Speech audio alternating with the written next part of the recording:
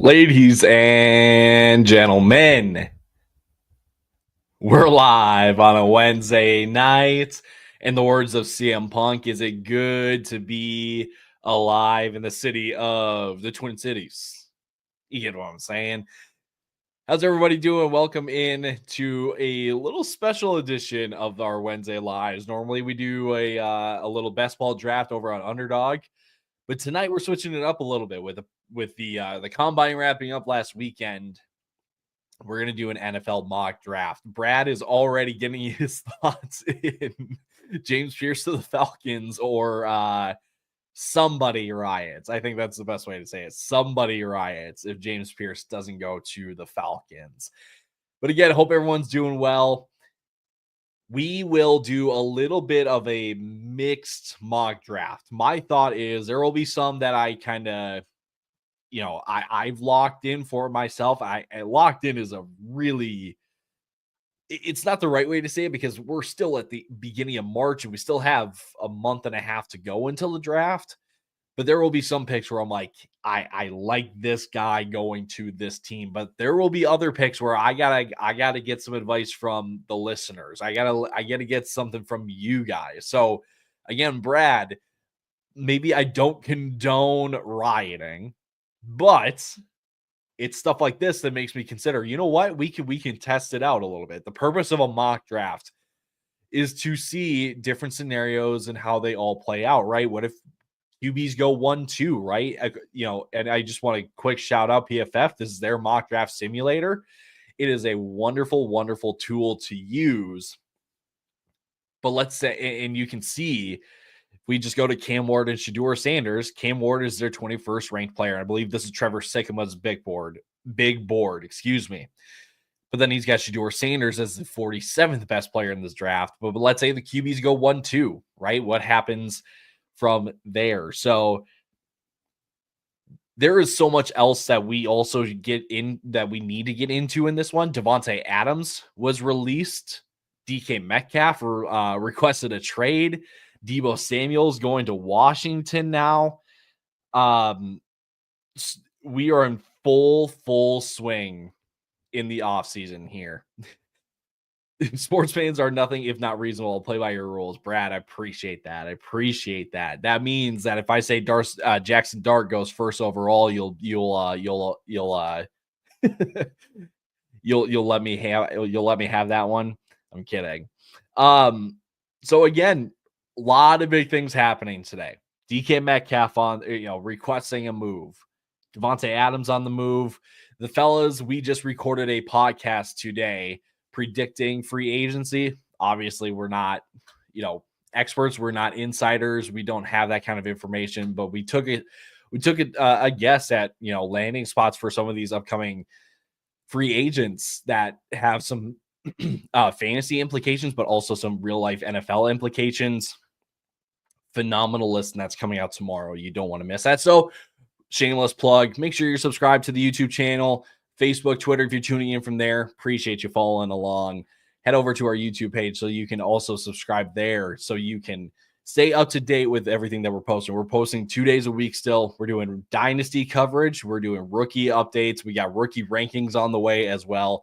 You don't want to miss it. And especially then, since we do it, maybe I'm spoiling a little too much here, but we do a draft show every single year as well. You don't want to miss that. You want to come hang out with us for that as well. So again, make sure you're subscribed and following along on all of our socials. But let's get this thing started. Okay, Tennessee at 1 on the clock. I think the big takeaway from Combine weekend is that if they are going to stick and pick at 1, it's going to be either Travis Hunter or Abdul Carter. It's not going to be one of the quarterbacks. I think they would be okay with a quarterback. I just don't think it's going to be at number 1. I could easily see them waiting until day 2 to take a quarterback as just kind of a bridge guy until they feel better about a quarterback of the future other than Will Levis or, quite honestly, any of the quarterbacks in this draft class. So, with that being said, it comes down to Travis Hunter and Abdul Carter. Abdul Carter was, I don't want to say he was medically flagged, but he did. It was reported that he's got a stress fracture. That's typically something that you can recover from. That's not a lingering injury with proper care. That's the big kind of that's the big what if. That can he take care of that up until his pro day? I think for this, we're gonna go Travis Hunter. A lot of people will say he's the best player in the draft. And again, it's a mock draft. We're just seeing how this all plays out. Travis Hunter is 1000% in play here for the Titans. Now we move to the Browns. And I think with the quarterbacks available, right? Cam Ward, Shedeur Sanders. I personally am not high on Shedeur Sanders. Cam Ward, I'm not also that high on, but at least like I can see him going in the first round. And just taking a look at some of the stats over on PFF, right? 91.7%, not percent score in passing grade, intermediate, deep grades. Like the dude had an excellent year, hecka productive as well. 4,300 yards, 39 touchdowns. This was the year for Cam Ward, and I think he gets rewarded going to Cleveland. Now we have an interesting situation with the Giants, right? Ideally, you want Travis Hunter, right? If you want a quarterback, you need a quarterback. But do you really think Shedeur Sanders is going to help your team immediately? He'll start right away. But if you're Joe Shane and if you're Brian Daboll, you're on the hot seat. You've got a 1-year leash still. Do you really want to put all of your chips on a rookie NFL player behind your offensive line? I don't think so. If you're trying to save your job, the move is to go with a veteran. And if the veteran doesn't work out, then you're taking a day 2, early day 3 guy that can at least carry you into next year. But at that point, if the veteran's not working, you're going to get fired anyway, right? But you have a better chance of surviving one more year with a vet than you do with a quarterback. But does it make a ton of sense to go with Abdul Carter here? I mean, you have Brian Burns, you have Kayvon Thibodeau. I don't think you need another edge rusher unless you're moving one of them, which I don't think they are because they went out and traded for Brian Burns last year. Ted McMillan, you just used a first-round draft pick of Malik Neighbors last year. And it's not really, I'm not using my number 3 pick on him. So what do you do if you're the Giants? And I think because of that, I think you do go Shedeur Sanders. That's like the one logical pick that's remaining on the board because you don't go Mason Graham. You have Dexter Lawrence and your defensive line is just fine. Ashton Genty, I mean, you could, but going running back at 3rd overall is definitely going to piss off your fans even more. Will Campbell, elite mover, so you can try him at tackle or kick him into guard, but would you want to use that at number 3? I don't know. Jahdae Barron, very good corner, but number 3, not really. Tyler Warren, no. Like, I think you're stuck if you're New York and Travis Hunter is gone. So because Travis Hunter is gone, they go Shedeur Sanders. But I think in a perfect world, in an ideal world, if Travis Hunter is there at 3, they're taking Travis Hunter. I think that's where people stand after the combine based on what insiders were reporting and all that kind of stuff. So Patriots here at 4, and this is really where, I don't want to say where the draft really starts, but they can go in a lot of different ways here, right? Obviously, you look at team needs per PFF. You go running back, receiver, guard, tackle. I honestly would say every position but quarterback is on the table for the Patriots, right? So because of that, I'm going to go Abdul Carter. I think one of the best players in the draft, great value at number 4. You're getting an elite pass rusher right away.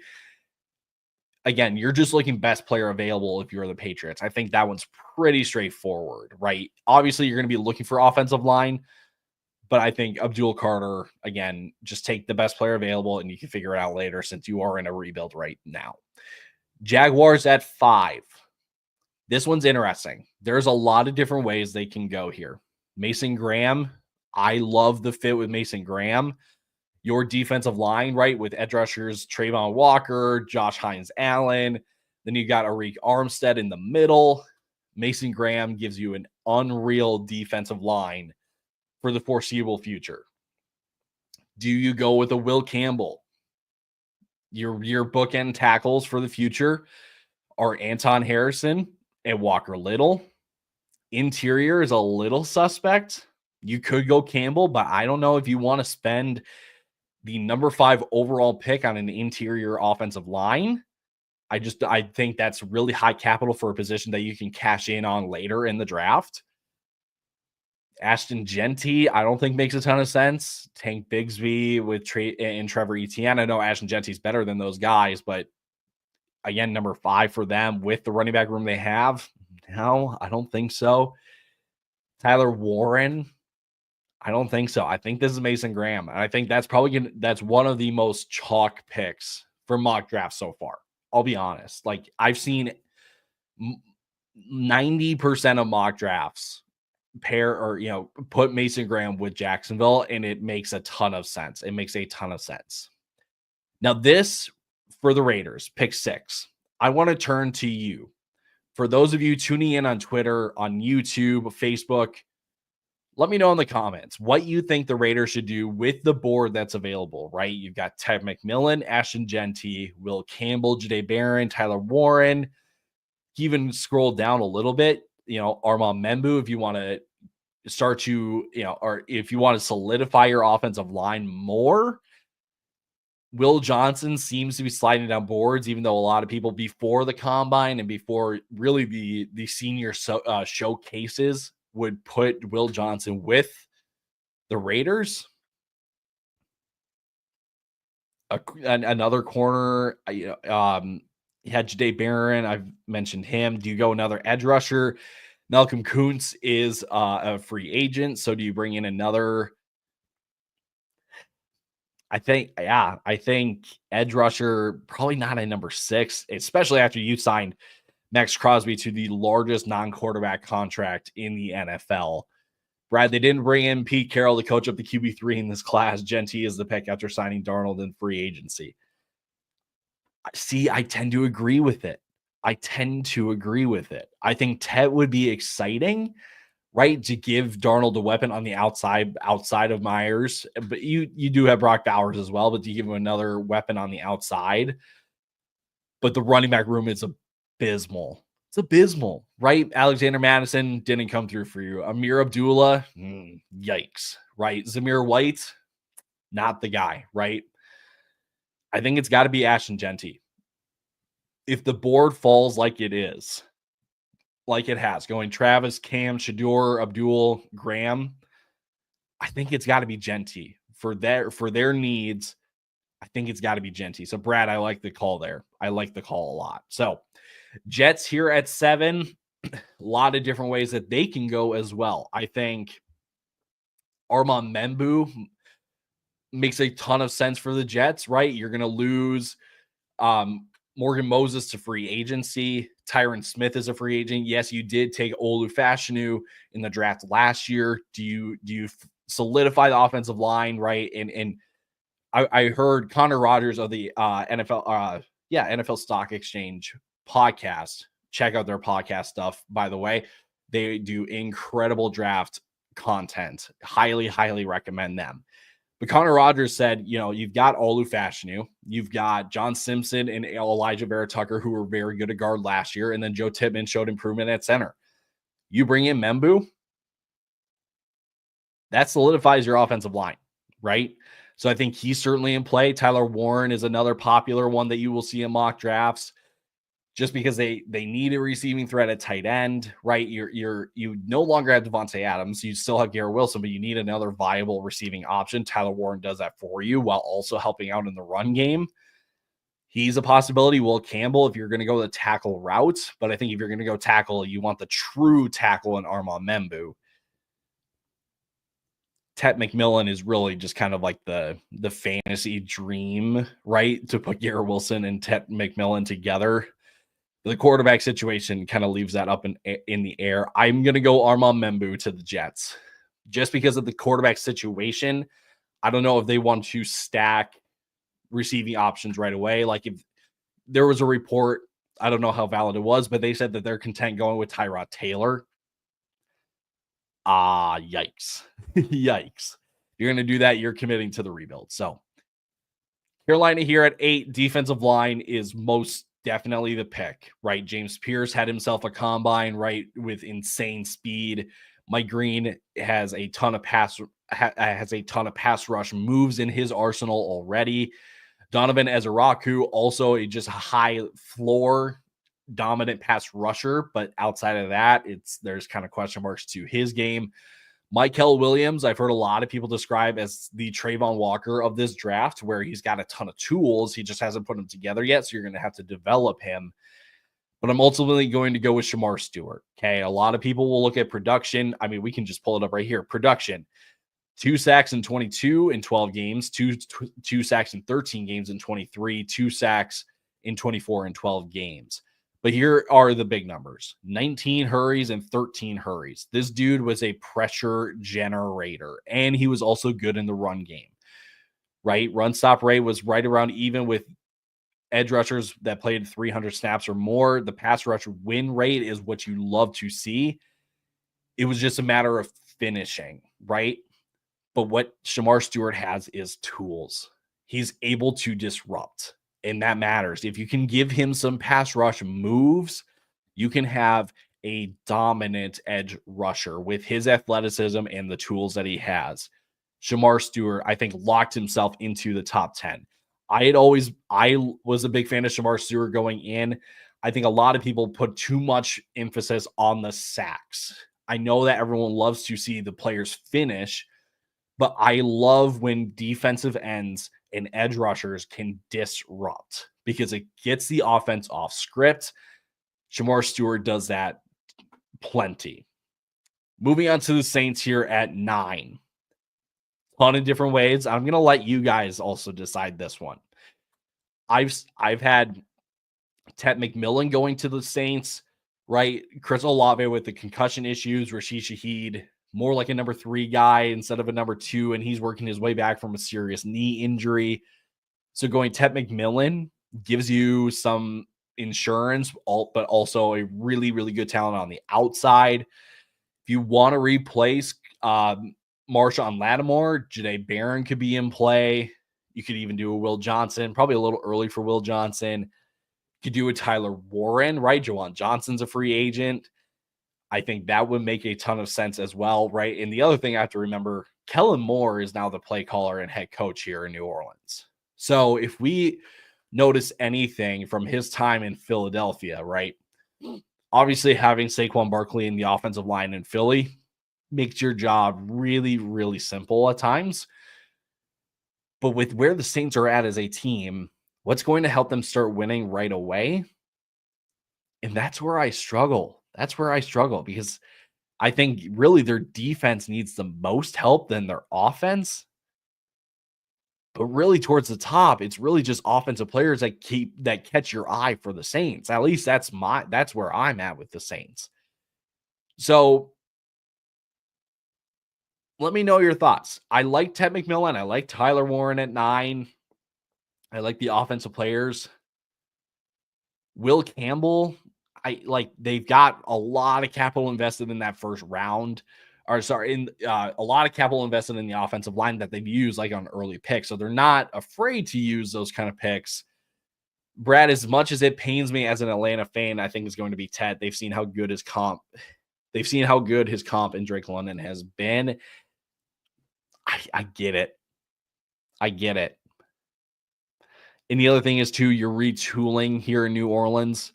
So using kind of that top 10 pick on a guy like a Tyler Warren feels like a misuse of resources. Like, I feel like if you're going to use the 9 pick on Tyler Warren, it's a luxury pick because your team is ready to go right now. I don't see it like that. I just don't think that's where the Saints are.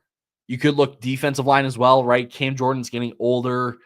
Isaiah Foskey was a second-round pick in 23, but he hasn't really come around yet. So you could do, a James Pierce, a Mike Green, Mykel Williams, right? If you're going to play the long game, give yourself an edge rusher with tools. think it's Tet, though. Brad, I like it. Also compliments Olave and Shaheed for 25, but helps ease the pain if Olave leaves. Yeah, that's probably the best way to say it. So Bears here at 10.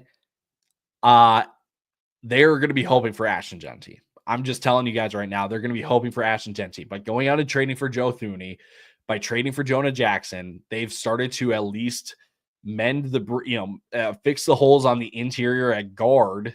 They've got a right tackle in Darnell Wright that they used a first round pick on. Braxton Jones makes sense.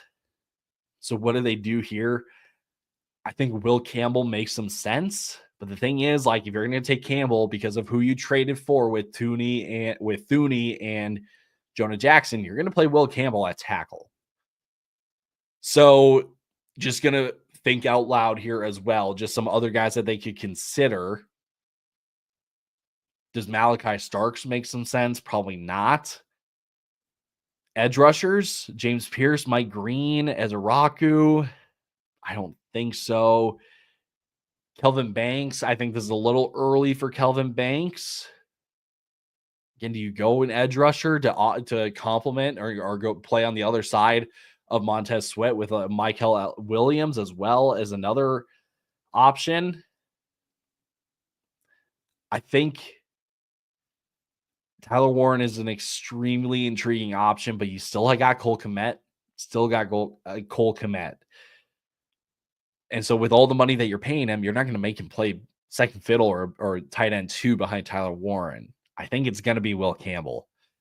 Probably not the most, not their guy that they would want to play tackle. I think that would be an Armand Membu, but I think Will Campbell, you can at least play him at tackle. And if it's not working at tackle, well, you can move Thuney to center maybe. He's extremely versatile. You could put Jonah Jackson at center too. Like, there's ways to make it work with their offensive line if Will Campbell can't work out at tackle. So San Francisco here at 11, and I think they would love a Will Campbell with their offensive line, right? You can play him at guard right away.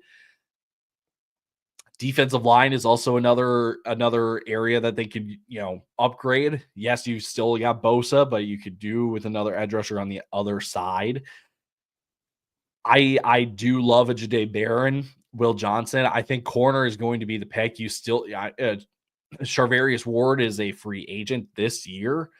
Your top corner is Diamador Lenore, who is your slot corner. I don't think you're going to want him to be playing on the outside. Jahdae Barron did play outside he did play outside. A little undersized for the outside, but you know what? He competes and he did super well at Texas. I think Jahdae Barron makes a ton of sense for them. Could look at some other options. Kelvin Banks, I think a lot of people have liked the fit there just because they see some, you put an offensive lineman with Trent Williams and let them learn from him. That makes a ton of sense. Michael Williams as an edge, I think probably not the route that they want to go. I think I'm going to talk myself into Jahdae Barron here at 11 for the Niners to give them a corner with losing Charvarius Ward. They need help in the secondary on their defense. Cowboys here at 12. Running back, obviously a major need. I don't think we're going to be taking Omari and Hampton here at number 12. Receiver, I think, just taking a look at receivers, I think Luther Burden, Emeka Egbuka, Matthew Golden, their range really starts at 20 with Denver. I don't think Miami is going to take one. I don't think Indy's going to take one. Atlanta, Arizona, yeah, I think it really starts at 20 for those guys. Dallas, again, with receiver, you could bring somebody in free agency. I don't think using a number 12 pick with the team that they have makes sense to go receiver. Do you go with edge rusher, right? Do you bring in an edge rusher to run opposite of, Micah Parsons? I think that makes a ton of sense. I've seen a lot of people say Jahad Campbell is a great fit because they're starting linebacker. They have no linebackers right now. And it gives you, Jahad Campbell can rush the passer a little bit. 76.3 pass rush grade for linebackers last year. I think that makes some sense. But with everything that I've been seeing online about this secondary is going to be a work in progress, they're looking at moving Trayvon Diggs. I'm leaning Will Johnson, right? Will Johnson gives them another corner to use out. If you move on from Trayvon Diggs, you have your replacement right there with Will Johnson. Brad, I could see Dallas going Banks after retirement of Zach Martin if Genty's off the board. I wouldn't rule out Hampton completely, though. I like that call out as well. I like it. They can go a lot of different ways. I think that's the best way to say it. And I'm almost after the top 6, I would say maybe top 6. Dallas is the pick that's really going to like dictate how the rest of the draft goes, right? Because I think most of these picks, right, with Membu and Shamar, Tet, Will, those are all pretty like I wouldn't say consensus, but they're all pretty understandable picks, right? Like you can pair those players with those teams pretty easily. It's really Dallas that's where the rest of the draft really starts. So Miami here at 13. They could look for offensive line upgrade. Interior, I think their defensive line could use some help. And when I say defensive line, I mean like the interior, right? Like Chop Robinson was a really, really good player for them last year. You bring back Bradley Chubb, and if you get Jalen Phillips back, which you will as well, you've got edge rushers for days. So I don't think an edge rusher is where they're wanting to go. I think Malachi Starks with safety, like Javon Holland's going to walk. Malachi Starks makes a ton of sense. And also Jordan Poyer, who played for them last year. I don't think he's going to be returning as well. I think that makes some sense. Kelvin Banks is, he's very much in play here for Miami, right? You've got an aging Teron Armstead, your interior offensive line. You've pretty much neglected, or at least they have neglected, really ever since they lost Robert Hunt, who went to Carolina last year. Gray Zabel. I'm kidding. That's way too early for Zabel. I'm a big fan of Zabel because I don't know if you can see. Oh my, there we go. That's a Vikings logo right there.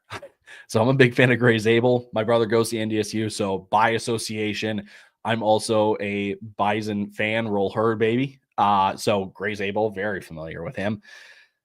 Anyway, weird side tangent.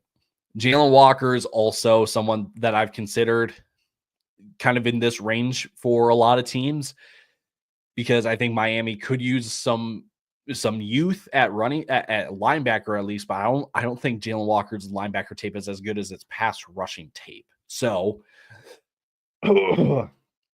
excuse me. I think the play here for the Dolphins really comes down to Malachi Starks.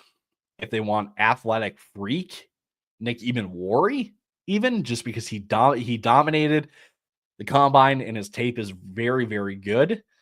Let me know what you guys think. I think Miami can go a lot of different ways, but I think I'm leaning Malachi Starks just because I think his ball production is insane. I know you didn't light up the combine, but it seems like his stock is falling for whatever reason. And I know number 13 it's rich for a safety. It is. It's rich, unless that safety is like a Derwin James, but Derwin James went 17th, right? So I would not be surprised if it's going to be a Kelvin Banks. And you can play him at guard right away if you want, or play him at tackle. Stark's better in coverage. Even Warrior's a better fit for someone who wants a second level patroller. That's the vibe that I get too, right? If you want Starks, right? Obviously, he played the most. He played deep the most in Georgia. So if you want your center fielder, if you want your deep safety, that's going to be Starks. But if you want a guy that can play in the box a little bit, that can cover the tight ends and the running backs, that would be Eamon Worry. We're going to go Kelvin Banks. Give them offensive line just because that's where I think the biggest need for their team is right now. Colts here at 14. I don't think I need to explain this. It's Tyler Warren. That's pretty straightforward in my opinion. Atlanta here at 15. Brad, now's your time. Are we going James Pierce? Are we going with James Pierce here? because I can make an argument for Mike Green, because Mike Green, instant producer for you right out of the gate. Michael Williams has traits and has the tools, will take some time to deliver, or will need some time to deliver. James Pierce is really kind of in between both of those guys, right? You want instant production right away, you're going to go Mike Green. You want to develop somebody that can be as good and can be a high-level edge rusher, pass rusher for you, it's Michael Williams. But Brad, I think the eyes are telling me something here. The eyes are telling me that it's James Pierce that we should go with here. Insane pass rush win rate. Yeah, the defensive snaps aren't what you want them to be, but it's because Tennessee does this weird, like 4-man rotation on their defensive line. I think we're going to go James Pierce. I think we go James Pierce here. I think this is really, I don't want to say the start for James Pierce, but with all the reports about the attitude and the character of James Pierce, like he could really go anywhere from 15 to 32. I think a lot of people after, hey, right, cancel, let's go. I think a lot of people after his combine performance would say, yeah, he's locked himself into the first round. It's just a matter of where at this point. So Arizona here at 16. Offensive line, interior specifically. I don't think they need tackle help. I mean, they could go right tackle. They had Jonah Williams. I think he's still going to be on the team for one more year. You got your franchise left tackle with Paris Johnson. So if you're going to go offensive line, you're looking interior, right? And I don't think Josh Simmons is going to play interior for you. Zabel can, but that's too early at 16, in my opinion. Donovan Jackson definitely will play more guard. He just played left tackle because he needed to fill a hole for the team. But I don't think 16 is really a good use of that capital for a guy like for Donovan Jackson. Look, interior, Tyler Booker seems to be kind of falling out of first round. If he is going first round, it's kind of going towards the end of the first round. So I think it really is defensive line, right? In a class filled with defensive linemen, right? We're talking Kenneth Grant, Derek Harmon, Walter Nolan, Darius Alexander, who's really starting to make people believe, even though he is on the older side. Some people are big fans of Darius Alexander. You could also think secondary. Malachi Starks, I think you're fine with safeties. Obviously, you've got Budda Baker. Jalen Thompson is a serviceable piece with him in the back. Do you go with a Jahad Campbell, right? Do you go with a linebacker that can get after the pass rusher? Because the Cardinals, they are losing Kaiser White in free agency this year. So there is an immediate need. You can play him right away. Your other starting linebacker is Mac Wilson. Jahad Campbell, I think, makes a ton of sense for Arizona. And I think that's where I'm leaning. I think that's where I'm going here. I don't think they need an you could go an edge rusher for them. Zaven Collins, Baron Browning, who's a free agent, BJ Ojolari, who they use a second-round pick on. Like, you could bring in a Mike Green and a Michael Williams, but I think it's going to be Jahad Campbell. Play him at linebacker. If you want him to get after the quarterback, you can let him get after the quarterback.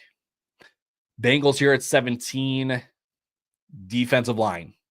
That's the only place that they should go with their first round pick. And to me, it's Kenneth Grant, right?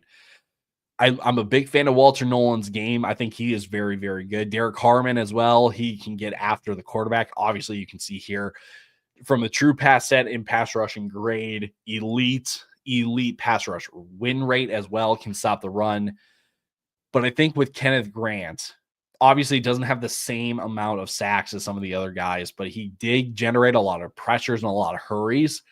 And the thing is, too, with his size, he is the anchor in the middle of this defense now. You drafted Chris Jenkins in the second round last year, Michigan connection on the inside.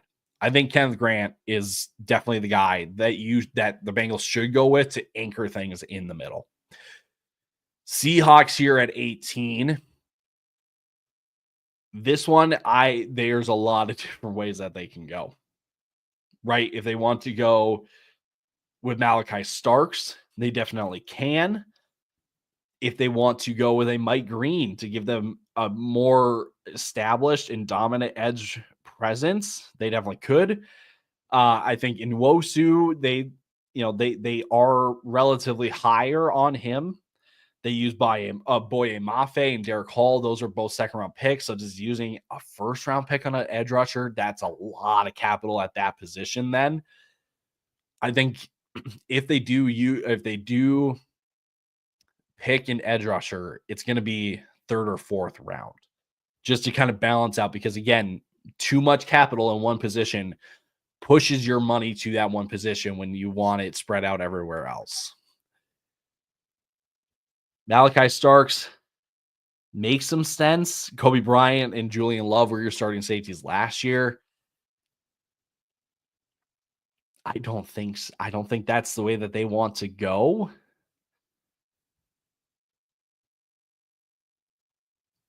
I like Jalen Walker a lot for them, though. Right. And your the head coach, Mike McDonald, obviously the former Ravens defensive coordinator before coming over to Seattle. Defensive line, edge rushers, secondary. And then he obviously got the upgrade with Roquan Smith at linebacker. I think Jalen Walker, though, is the athlete that they like in Seattle. Linebacker and edge rusher kind of duo, right? Similar to Jahad Campbell. I think Jalen Walker can find himself a home there in Seattle with a head coach and defensive minded coach like Mike McDonald. So you can make the case for an athlete like Eamon Warry, though, too, because again, they like to go with those kind of players. We're going to go Jalen Walker, though. I think that's, again, where his range starts. Wouldn't surprise me at all if he's kind of a later first round pick. But again, the athlete in a Mike McDonald defense, gets the people going. You know what I'm saying? It gets people going. Tampa here at 19. Mike Green is on the board. I think they do need an edge rusher. They need some help off of the edge. Todd Bowles himself has even said, like, we need to get home to the quarterback more with 4 rather than just blitzing all the time. If that's the case, that's Mike Green if I ever heard it. So we're going to go Mike Green to Tampa Bay at 19. Denver here at 20. Everyone has talked about, well, Sean Payton was looking for the Joker. He said it himself even, right? Like, they're looking for the offensive mismatch. So we're looking at offensive weapons: Luther Burden, Emeka Egbuka, Matthew Golden, Colson Loveland. Loveland's a bit of an enigma right now just because of his injury. It sounded like everything's okay from what the combine had said, but no one is like 100% confident. Matthew Golden probably established himself as wide receiver 2, 3, depending on where Travis Hunter plays. Brad back from ordering my Falcons Pierce jersey. What have I missed? Well, not a whole lot. You missed Jahad Campbell, you missed Kenneth Grant, Jalen Walker, Mike Green. That's really all that you missed. So 4 defensive players right after Pierce went at 15. I think this is going to be an offensive player. And you look at the team that they have. Colson Loveland makes sense because they have a need at tight end. But I'm actually going to go with Emeka Egbuka unless somebody can talk me out of it. I'm not opposed to Matthew Golden. I'm a big Matthew Golden fan myself. I think out of these 4 kind of top playmakers or skill players, I think Luther Burden's on the outside looking in. So between Egbuka and Matthew Golden, Colson Loveland, There is a sudden surge for for Colson Loveland. I really like Emeka Egbuka's fit, though, right? As someone to complement Cortland Sutton on the outside, smooth route runner, he's a great route runner. Matthew Golden has 4.29 speed from the 40. I didn't see him play like that, but if you're going to get the ball in his hands and he can use that speed, I don't mind it. Sutton, Mims, and Vele are all okay. They have nothing at tight end. Javonte is also a free agent. Again, they're all okay, which I think I'll go Loveland here. I'm not sure exactly where Loveland fits because of the injury, right? But I think they would rather find some value receiver later on. I'm a big fan of Jaden Higgins. I don't think he's necessarily going to be a fit though at 6'4", 215. Opposite Cortland Sutton, I think you want a little bit more nuance, a little more speed. So maybe like a Jalen Noel is going to be kind of on their radar. Mr. 4.2 speed himself, Isaiah Bond. I'm kidding. They could even sign somebody in free agency. That's the other thing that they can do. They could trade for DK Metcalf, right? I think that's probably the way that they go in terms of receiver. That makes more sense to me. Pittsburgh on the clock. Quarterback, receiver, DBs. This is also an interesting one. I think edge rushers out of the window with Highsmith and with TJ there already. Offensive line seems to be set. Yes, James Daniels is a free agent. So do you bring in a Tyler Booker to kind of take his place right next to Zach Frazier, next to Isaac Sumalu? But I do think that they are higher on Chase McCormick. I think that Mason McCormick, that's his name, from South Dakota State. I think they'll give him a chance at guard. Here's your Egbuka landing spot. That's the one that I keep going back to. Their defensive line, right, with Larry Ogunjobi, Keanu Benton, and Cam Hayward. I can totally see them going defensive line, right? Cam Hayward isn't getting any younger. You got to get somebody ready in the wings for him. Ogunjobi, okay player. Keanu Benton, really, really, really solid player for them. So you could take a defensive lineman here. But I think since you have starters, you can wait until the second round. You can take a Josh Farmer, maybe if you trade back, you can get him. And when I say that, I mean like trade back as in like early third round. Orban Norman Locke could also be a really good fit for them, right? Then you've got a bunch of guys later on as well. So I hate how chalk it is, but I think Egbuka is the guy. Yeah, I think it's Egbuka there. Chargers here at 22, running back, receiver, tight end, edge rusher. Sounds like they're going to bring back Khalil Mack, or at least like Coach Harbaugh wants to bring back Khalil Mack. So I think the edge rushers will be fine. Could this be the Matthew Golden spot? Absolutely could. 1000% could.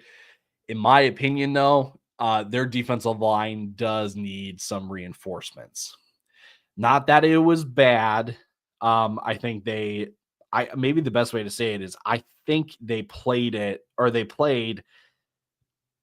above really like the pay that they were given, if that makes sense. I think they got a lot of above average play with some average players, right? Morgan Fox is a free agent just because I pulled it up on my phone. Poona Ford is a free agent here. Tart is a free agent. Defensive line, I think, is really the pick here. And I think Derek Harmon or Walter Nolan are the two guys here. I think Walter Nolan is going to be the pick there. I think you can make a case for Derek Harmon. Makes a ton of sense as well. Green Bay here at 23.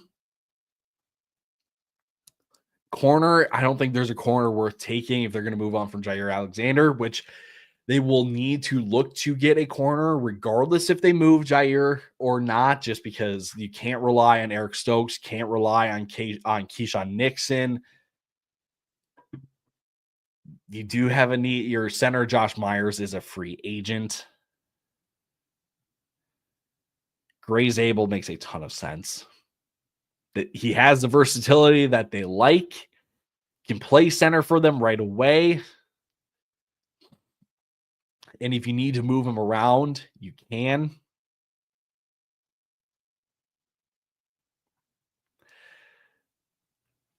I think that's the Gray Zabel pick, if I'm honest with you. Yep, that's the Gray Zabel pick. Vikings here at 24. Can go Malachi Starks. I think that's a lot. That's a very popular choice for people, right? Cam Bynum's a free agent. Don't know what you're doing with Harrison Smith. But as again, as a Skull fan, I'm scarred by Georgia safeties in the first round. Very, very, very, very, very scarred. Okay. So for my sanity, I'm not going with Malachi Starks. Looking elsewhere, Omari and Hampton. That would be sweet. That would be sweet. We saw what happens when like you actually give, or when Kevin O'Connell actually has like a really good run game, or at least like an average run game, I should say, with Aaron Jones. Look what happened. I think you can make a case with that. Derek Harmon, interior defensive line, makes sense. Can he even do Nick Eamon-Warry? You can even do Nick Eamon-Warry. I think the way that Vikings attack this pick, running back, you need maybe the way they need to attack this pick, they cannot miss with this pick. They would like to trade down. That would be I think what they would prefer, because they only have 4 picks before compensatory picks. They would like to trade down, but we're not doing trades on this one. So you got to make this pick count and make sure that it hits. I don't think Kwesi with his analytics background and all that stuff, I don't think they're going to be in on Omari and Hampton, at least at 24. I don't see them valuing running back that high in the draft. Derek Harmon, Malachi Starks, too scarred by that. Too scarred. Can't do that. Can't do it. A little bit of a shocker. No, because they have Josh Metellus, that is also a safety and that can play in the box and cover. So they like Eamon-Warry, they already have someone like that plays that kind of role. Eamon-Warry doesn't make a lot of sense. I think this is Derek Harmon. all that out. You heard me flip through like 10 different scenarios for them. Texans here at 25. This, I believe, can also be a wide receiver, and that's the route I'm going to go here. I'm going to go with Matthew Golden. Pair him up with Nico Collins.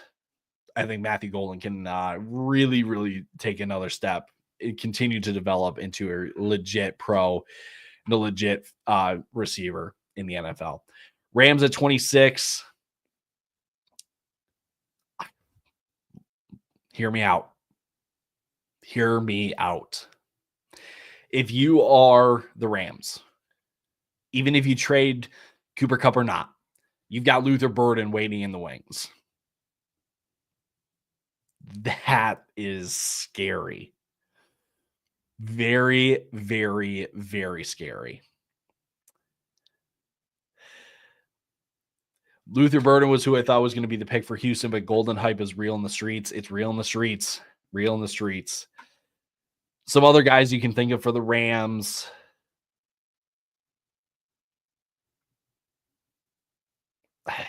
I'm going Burden. If the Rams get Luther Burden, how unfair is that? How unfair is that? It's just stupid is what it is. Ravens here at 27. Josh Simmons makes a ton of sense. The medical did check out at the combine. He's way ahead of schedule, according to him. So I think that could give him some serious interest for teams that need tackles, right? Problem is, Rams, Rams could maybe look at Simmons as well. Texans, they don't necessarily need to tackle. Vikings, no. Packers, no. Chargers, no. Steelers, no. Like, the unfortunate reality for Josh Simmons is that he's going to be a late first round pick just because before he got hurt, he could definitely go top 15. But because he got hurt, he's going to fall to the end of the first. Ronnie Stanley going, I think Josh Simmons is it's a pretty straightforward pick there. Lions here at 28. Donovan Ezeraku makes a ton of sense.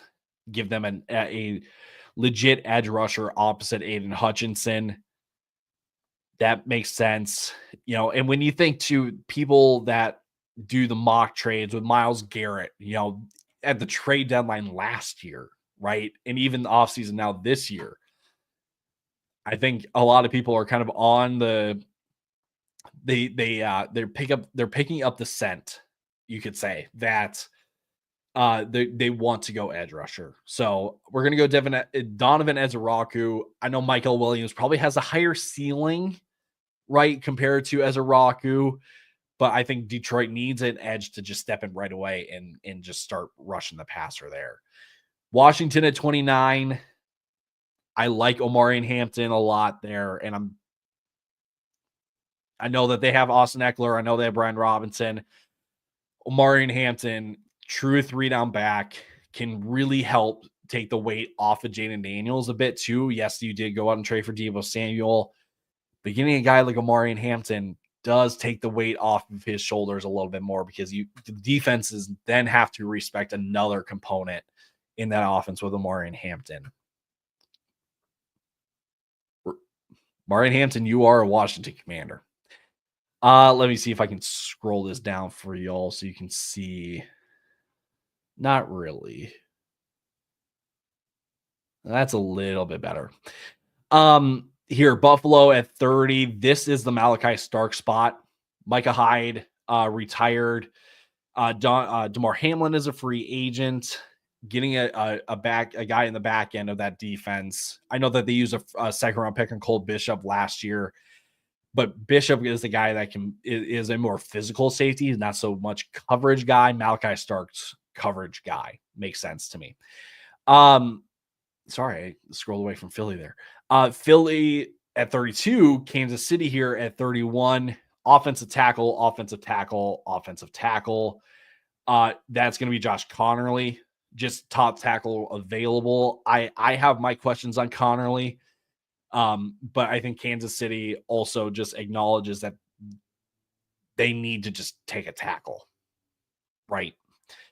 Philly here at 32. And isn't it funny how it works out? Michael Williams falls all the way to them.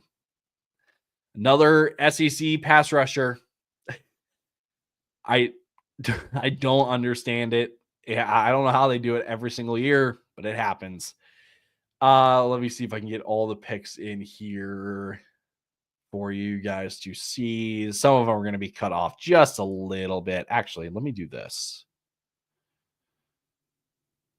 Does it get in there? Sweet. Beautiful. You can see that. All right. This mock draft, Travis Hunter, first overall to the Tennessee Titans, assuming that they bring in somebody free agency like a Russell Wilson, a Justin Fields, Aaron Rodgers. Again, just naming quarterbacks that could find their way to Tennessee. North Athens Eagles or Philadelphia Bulldogs. What are we calling them these days? The North Athens Bulldogs. No, because Philadelphia Bulldogs probably makes more sense. Cam Ward then to the Browns at 2. Shedeur Sanders at 3. Even though I don't think a lot of people would think that he is worthy. I don't know. Whoa. Let me rephrase that. I don't think the tape would tell you that he should be the number 3 overall pick, but because Travis Hunter is gone, I think the Giants' hands are tied because you can't go Abdul Carter, you can't go Mason Graham. So it's really Shedeur Sanders there. That's really the only way they can go. Abdul Carter then falls to the Patriots at 4. I think the Patriots, I will say, are in the best spot of the draft, right? Because you can just let the top 3 play out. And if you don't, if let's say Cam Ward, Travis Hunter, and Abdul Carter all go, right? Mainly Travis Hunter and Abdul Carter. If they go, I would be fine using that pick on Mason Graham. Some people would say that they're okay with them using that pick on Armand Membu. I'm not there personally, but the argument is certainly there. But if Travis Hunter or Abdul Carter aren't there, they can trade back and really get a haul. They can get a haul. Jacksonville with Mason Graham at 5, pretty consensus, pretty chalk with there. Ashton Jeanty to the Raiders at 6, which I think is probably the more likely move at this point now, with just, again, with where teams' needs are kind of showing, the hints that they're kind of showing in terms of like who they're going to be targeting free agency. Obviously, free agency starting on Monday, I should say. The legal tampering period starts on Monday, and free agency teams can start signing the players on Tuesday or on Wednesday. I think Ashton Jeanty to 6 with the Raiders. I don't necessarily, if I agree with going running back with the state of their team, but I get why. My opinion, I think if you take a running back in the top 10, it's because you need he's like the last piece of the puzzle. You're going to maximize the value of the touches that he gets. But Ashton Jeanty does that regardless on what team he plays on. He showed that at Boise. So Armand Membu to give them their final offensive line piece. For the Jets at 7, Shamar Stewart to the Panthers at 8 after his ridiculous combine performance. Ted McMillan to the Saints at 9 with a lot of different ways that they can go. They just take best player available, probably a lot of on a lot of people's boards would be Ted McMillan. Bears go Will Campbell with no Ashton Jeanty there. I think it's offensive line then for them. Jahdae Barron is the new, big time corner for the Niners with Charvarius Ward hitting free agency. Will Johnson going to the Cowboys with the assumption that they move Trayvon Diggs, Jordan Lewis, and their third corner that had all the pick sixes. You know who I'm talking about. They go corner at 12. Kelvin Banks to the Dolphins at 13. Tyler Warren, Colts at 14. James Pierce, shout out Brad. Shout out Brad for not rioting because we took James Pierce at 15 for the Falcons. Jahad Campbell to the Cardinals at 16. Sorry, I need to stop kind of moving the screen there. Kenneth Grant to the Bengals at 17.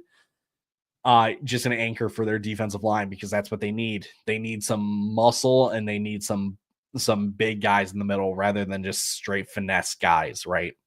Jalen Walker to the Seahawks at 18. Mike Green to the Buccaneers to give them a true edge rusher at 19. Deron Plan. Thank you, Brad. Brad, you're the man. You are the man. Appreciate that. Colson Loveland to the Broncos at 20. Feels like that pick is an offensive weapon pick, and they just go Loveland with that one.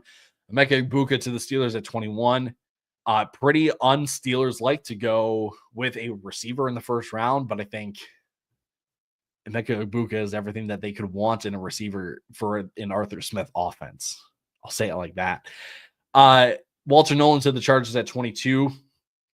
They need some defensive line reinforcements, losing some in free agency. They would love to have a Kenneth Grant fall to them, right? Obviously, the Michigan connection with Harbaugh and Grant, but they'll take the next best one with Walter Nolan. Gray's able to the Packers at 23. Offensive lineman with versatility that can play center and play multiple. Yeah, can play guard for them in a pinch if they need it. Gray's able is like a Green Bay Packer type offensive lineman. Derek Harmon to the Vikings at 24. Probably, I will just say, maybe I'm a little biased because, again, Skull. Probably the most unsexy pick in the first round in the draft. I'll be honest. Maybe the Cardinals at 16, but I think Jahad Campbell is just that good of a player that's not, I think it's worthwhile. Maybe Bengals at 17 with Kenneth Grant, but Vikings go defensive line. Matthew Golden at 25 to the Texans. Could also be a Luther Bird in there as well, but I think Golden showed that he is the Matthew Golden can be the better route runner than Luther Burden. I know Luther Burden had a down year, but Luther Burden might just, I don't want to say he's going to end up being a slot guy only, but I think there's a more risk with Luther Burden than with Matthew Golden. Luther Burden then just goes one pick later to the Ravens. Sean McVay with Luther Burden. Shut up and take my money. Honestly, like if they get Luther Burden, they can give him some time to develop behind Cooper Kupp. If Cooper Kupp gets hurt, you can probably throw in Luther Burden then, right? And he'll be just fine. Josh Simmons to the Ravens at 27 ahead of his rehab. Losing Ronnie Stanley, needs some tackle reinforcement. So then your bookend tackles for the future, Josh Simmons and Roger Rosengarten. I think Baltimore will be very, very happy with that. Lions take Donovan Ezeraku from Boston College, a guy that can immediately contribute off the edge opposite of Aiden Hutchinson. Omarion Hampton to the Commanders at 29. Yes, you have Austin Eckler. Yes, you have Brian Robinson, but neither of them individually nor them combined are and can be as good as Omarion Hampton. Malachi Starks to Buffalo at 30, guy that can play on the deep end on their defense because they are losing their safeties. Josh Connerly to the Chiefs at 31. I don't know if I would have Connerly as a first-round pick, but I think the Chiefs would need, I shouldn't say they would need to take a tackle, but a tackle is the pick for them because they need it. Could also see like a Tyler Booker because they traded Joe Thuney, and that's dang it. That's what I should have gone with. But regardless, they go offensive line at 31, and then Michael Williams falls all the way to 32. Michael Williams, another enigma. The inner workings of my mind are an enigma. That's what I meant. Michael Williams really could go super high. Like I've seen Tom McShay have him go super high, like top 12 super high. I've seen some people literally have him fall out of the first round. That's just because no one really knows where he's at injury wise, and if teams are going to want to take the chance on the tools and traits, but mainly with the injury. But Jackson Smith enigma, yeah, I don't know how that got into my mind, but that's how we got there. So not my brightest moment, but again, enigma. That's how we got there. Oh man, let me know what you guys think about this mock draft. Let me know what you guys think about your team. Did I do your team right? Do you wish I went with somebody different? We can sit and chat for as long as we want about the draft because again, the draft is my favorite part of the offseason. I love watching the film on these guys. I love making the draft board. And again, we go live for the draft. So again, if you're not following along, make sure you're following us on all of our socials, Facebook, Twitter, Instagram, YouTube, you name it. We are there, especially on TikTok. We are right there on TikTok. We go live for the draft. So you get our raw and real instant reactions. We talk about the picks and we talk about it from an NFL perspective, but also fantasy football, because again, we are the fantasy football fellas, as you can see. So yeah, like you would get our thoughts on Ash Genty going to the Raiders. You would get our thoughts on Tet to the Saints, Warren to the Colts, Loveland to the Broncos, all of that stuff. You would get that and so much more. It's a really, really fun time to get to hang out with me, Lucas, and Cam. So again, make sure you're following along. So when the draft comes along, you can come hang out with us on draft night. But I'll be honest, I'll give this mock kind of like a B+. I like how this draft is now falling right after the combine, with free agency starting in a couple days. I like how everything's kind of falling into place here, right? And then the other thing is too, like there are some players that weren't taken in this mock that could definitely be first round picks, right? Like Nick Emanwari, for sure. I mentioned him a couple times. He could definitely sneak into the first round. I'm thinking of some other players. You can make a case for you can even make a case for like a Maxwell Hairston. I know the tape and the production doesn't exactly show first round, but like I think with his speed, like a place like Buffalo makes a ton of sense because you're going to be competing with the Baltimore Ravens of the world. So you got a guy that can shadow with Zay Flowers and his speed. Got a guy that can match with Xavier Worthy and his speed, right? Like, I think that's the way that he can sneak in. Darius Alexander, who's very high on the PFF board. Maybe all it takes is one team to like you, right? That's the thing. It only takes one team to like you, and you can find yourself in the first round. So again, I like how things are kind of falling into place. There's still a lot of time before the draft for things to come about and to change. But again, I think this is one of my favorite mocks so far, courtesy of you guys and your help. Appreciate that. Brad, thanks for putting up with me for an hour. My wife will your babysitting money. This ain't babysitting, man. This is just dudes being guys.